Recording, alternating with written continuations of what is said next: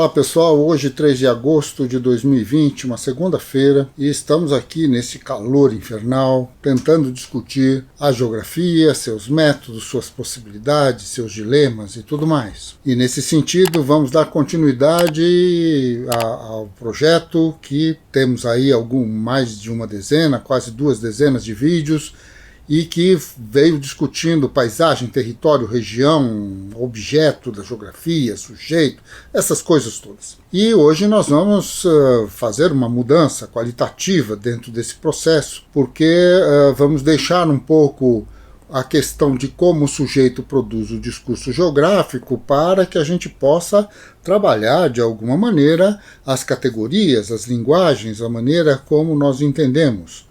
Já vimos das dificuldades que envolve a ideia de natureza e sociedade, a ideia da geografia ser uma ciência social ou não. Bom, essas coisas a gente viu nas semanas bem recentes, né? São os últimos vídeos, na verdade.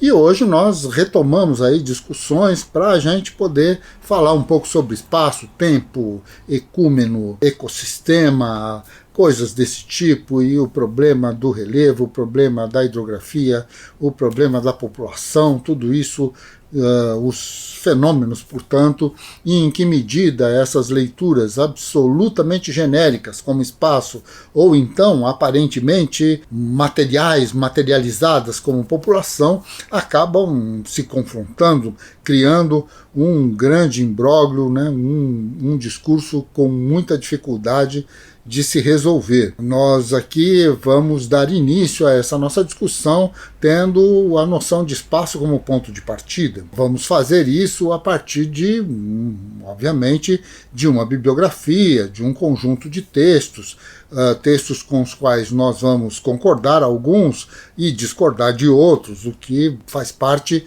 do debate científico, do debate acadêmico de uma maneira geral. Vocês vão ver, eu pelo menos estou bastante empolgado com esse tipo de abordagem, com esse tipo de coisa que nós podemos fazer, estamos fazendo e vamos continuar por aqui. Para que a gente possa identificar num primeiro momento o nosso tema, nós vamos nos concentrar, obviamente, por aquilo que acabou dominando corações e mentes no Brasil nesses últimos 30, 40 anos, que é a ideia de espaço. Eu mesmo me dediquei muito tempo a discuti-la, escrevi uma tese de doutorado sobre isso. De alguma maneira, minha dissertação de mestrado perpassa um pouco essa questão temática.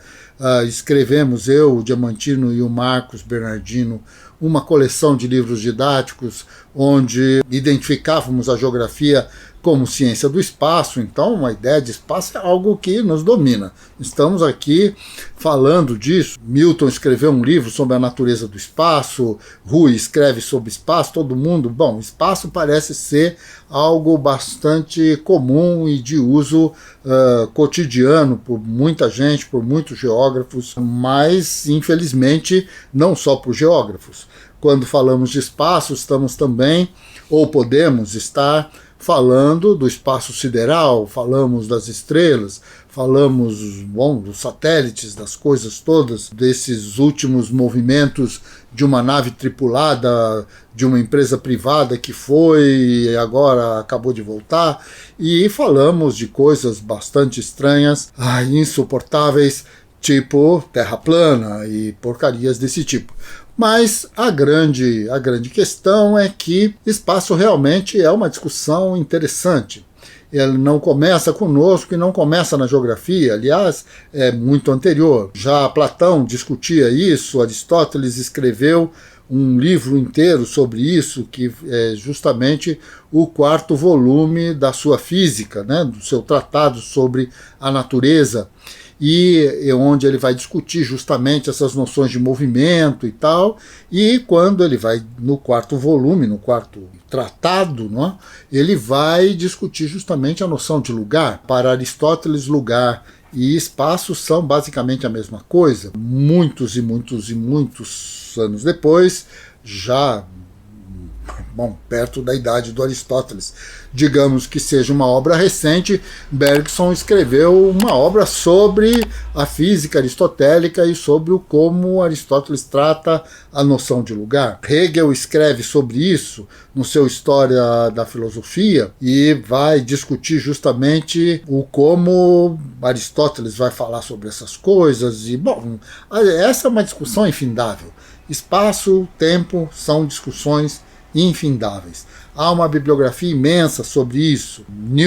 Isaac Newton, de alguma maneira, se torna o grande Isaac Newton, que os ingleses diziam, então Deus disse, faça-se a luz, e aí ele fez o Isaac Newton. Os ingleses falavam isso desses seus cientistas, simplesmente apaixonados por ele, é o que parece. E, nesse sentido, Isaac Newton, no seu princípio a matemática, vai discutir nada mais e nada menos que espaço e tempo. E a questão de como a matemática vai trabalhar tudo isso. O Kant, a partir daí, escreve, então, o seu tratado de filosofia, o seu grande tratado de filosofia, que é a Crítica da Razão Pura, e tem como ponto de partida nada mais e nada menos que a discussão sobre espaço e tempo. No caso, o Hegel, logo a seguir, não faz a mesma coisa, não tem espaço-tempo como um ponto de partida. Vai discutir isso na sua enciclopédia quando vai discutir a noção de natureza. E, portanto, de alguma maneira, Hegel vai seguir o mesmo caminho do Aristóteles e vai tentar discutir a ideia de espaço associado a uma definição de natureza.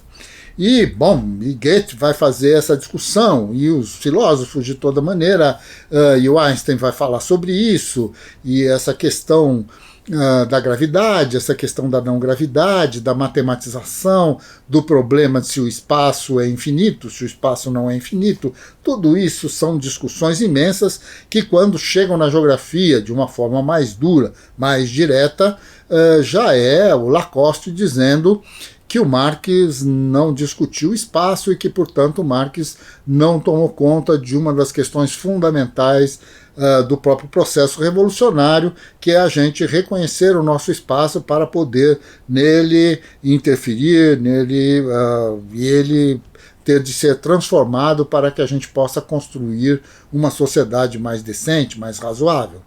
Então se trata de um tema sem fim, de todos os lados. Existem problemas também de todos os lados. O problema que nós vamos apontar logo de início, nesse primeiro vídeo sobre a questão do espaço, é justamente o fato de que nós, os geógrafos, assim como os antropólogos vão falar de espaço cultural, nós geógrafos vamos falar de espaço geográfico, e os astrônomos de espaço sideral, e, bem, vamos ter que usar então uma espécie de adjetivação da categoria para que ela possa ser minimamente reconhecida por aqueles que estão estudando, que estão falando, que estão se dando conta de que isso existe, como existe e tudo mais. Muito bem. Nesse sentido, nós precisamos realmente tomar o máximo de cuidado, porque no final das contas há aí toda uma fragilidade do ponto de vista discursivo, porque a dificuldade de se conceituar espaço, o fato de que, quando falamos desse tipo de categoria, não sabemos muito bem, ou não está claro, o que é que queremos dizer com ela, e, bem, temos um embate pela frente. A grande questão é se o espaço, até recentemente, ao que parece, é simplesmente uma noção de ser o receptáculo universal e, portanto, ele existe antes de qualquer coisa. Todas as coisas só vão existir se elas existirem no espaço e, portanto, o espaço tem que existir antes das próprias coisas e tudo mais. O Hegel não pensa assim, mas, de qualquer maneira, isto é uma coisa relativamente genérica.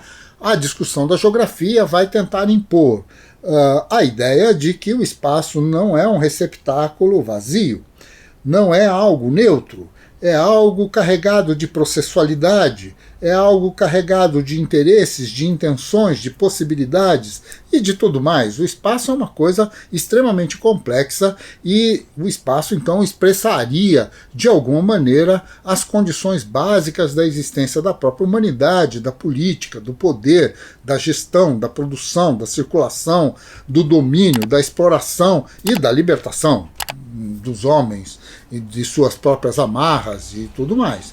Então, bom, estamos aí frente a isso. O que nós sabemos é que há algumas dificuldades quando apontamos para alguns autores que vão tentar, então, transformar a geografia numa espécie de espaciologia, ou vão simplesmente retirar, jogar para fora na vala mais comum do esquecimento qualquer tipo de adjetivação. Então vão deixar de falar do espaço geográfico para falar de um espaço genérico. É interessante que vamos, em textos extremamente complexos, como no caso o texto do Lefebvre, A Produção do Espaço, em que isso, de alguma maneira, acaba acontecendo, porque existe a produção do espaço e não de um espaço, ou daquele espaço, ou de alguma coisa específica. É o espaço enquanto uma generalidade, quando, na verdade, é uma expressão de utilidade geral por todos os campos do conhecimento. Tudo isso cria uma dificuldade imensa na nossa conversa, e isso vai nos obrigar a esclarecer e a aprofundar muitas coisas. Eu, a princípio, diria que estamos frente a uma espécie de impasse epistemológico, porque se a geografia estuda o espaço e nós não temos muita clareza do seu significado, então também não temos muita clareza do que estuda a geografia. E isso tudo vira um imbróglio, porque do ponto de vista lógico é muito difícil andar sobre essa superfície. Como diria, e para encerrar aqui, quero fazer uma citação de um texto que li há muitos e muitos anos e que, de alguma maneira, tenho colocado como epígrafe de vários textos que eu já escrevi e já publiquei, que é um texto do Hegel, em que ele afirma que as pessoas usam palavras e palavras e palavras e não as conceituam. E que, portanto, eles partem do princípio de que todos têm o mesmo conceito sobre a mesma palavra.